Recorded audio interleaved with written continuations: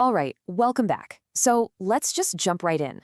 We talk about Ramadan all the time, right? Usually it's all about fasting. But the thing is, its true value, it goes so much deeper. We're talking about a month that is just packed with these profound, life-changing blessings, and today we're going to break down exactly what that really means. And it all really kicks off with this incredibly powerful announcement from the Prophet Muhammad, peace be upon him. He didn't just say, hey, Ramadan is here. No, he specifically called it a blessed month. And that one word, blessed, well, that sets a totally different tone, doesn't it? It builds this expectation, this feeling that something truly extraordinary is about to happen. So that brings us to the big question for today, right? What actually makes it a blessed month? I mean, what are these blessings we're talking about? What makes this month so incredibly special, so different from all the others? That's what we're going to dig into, the unique opportunities that Ramadan puts on the table for our spiritual growth and for God's mercy. Okay, so here's our game plan. First, we'll talk about the general blessings. Then, we're going to zoom in on what is called the greatest blessing, the Qur'an. After that, we'll look at the special power of Ramadan's nights, bust a common myth about divine mercy, and then, oh, you're going to love this, we'll share an amazing story that shows the true value of just one Ramadan. And we'll wrap it all up with a really important question for all of us. All right, so the moment Ramadan begins, something shifts. You can feel it. We're told that the gates of heaven are just thrown wide open, the gates of hell are locked shut, and get this, even the most rebellious devils are chained up. I mean, just think about that for a second. It creates this totally unique, sacred atmosphere for the whole month. It's like the perfect environment for us to grow.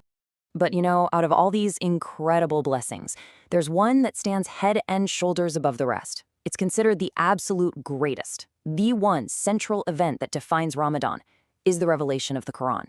This is the very heart, the very core of why this month is so blessed. You see, the Qur'an was sent down in this month for one main reason, to be a guidance for all of us.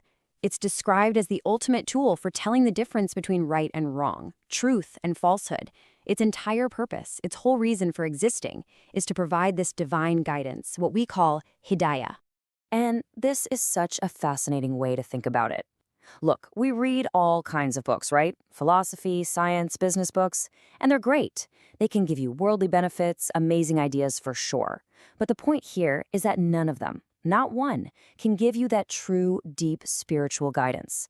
For the really big questions in life, like what should I believe? How should I live my life? What does it mean to be a good person? For that, you have to turn to the Qur'an. It's just in a league of its own. And this really forces us to pause and look inward for a second.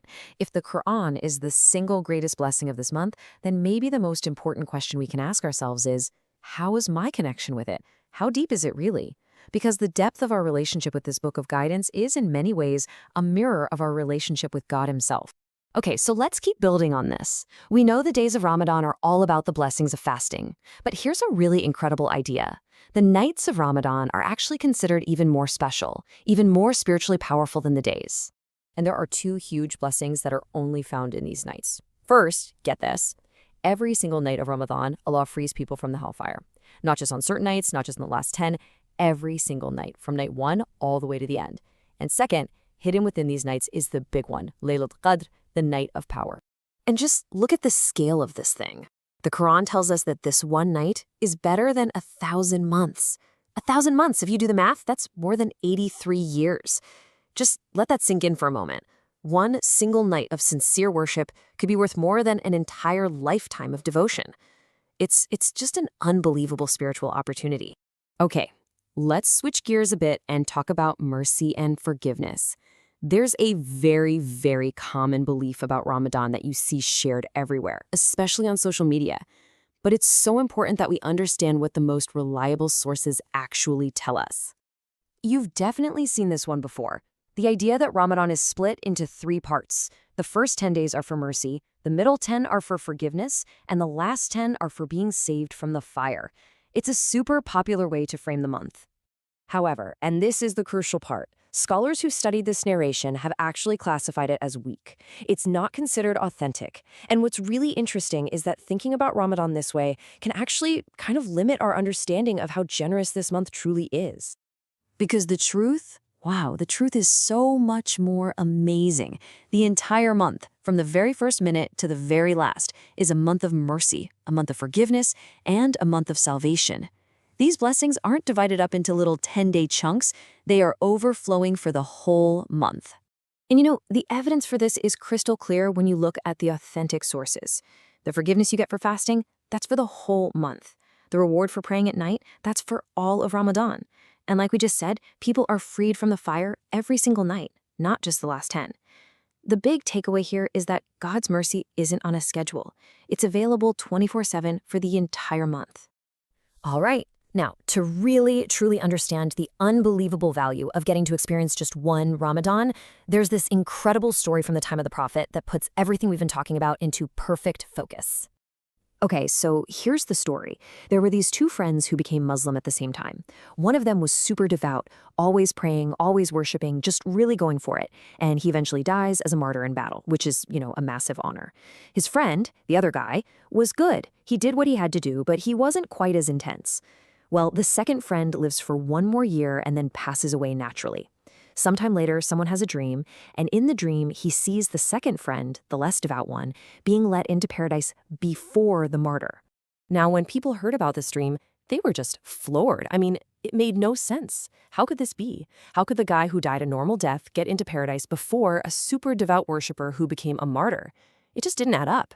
But when the Prophet heard how surprised everyone was, he asked them, "Why are you so astonished?" And then he just laid it all out.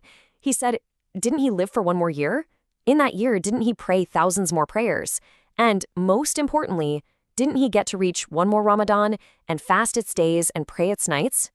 And then came the final, mind-blowing conclusion. The Prophet said, "By Allah, the distance between them and status is as great as the distance between the heavens and the earth." Just because of that one extra year of worship, and especially that one extra Ramadan, that single Ramadan completely changed the game. Wow, I mean, a story like that just really makes you stop and think, doesn't it? It completely changes how you look at this month. And it brings us to a really serious question about the opportunity that is sitting right in front of us. So here's the bottom line. One Ramadan, just one, if you really grab a hold of it, has the power to raise your spiritual level to a place you can't even imagine, a distance as vast as the heavens and the earth. That is the true value of this month. That is the opportunity we have. And so, this leaves us with one final, very sobering thought. In a month where mercy is literally everywhere, where forgiveness is promised left and right, and where one single night is worth more than 83 years, what does it say if that month comes and goes and we're not one of the ones who are forgiven?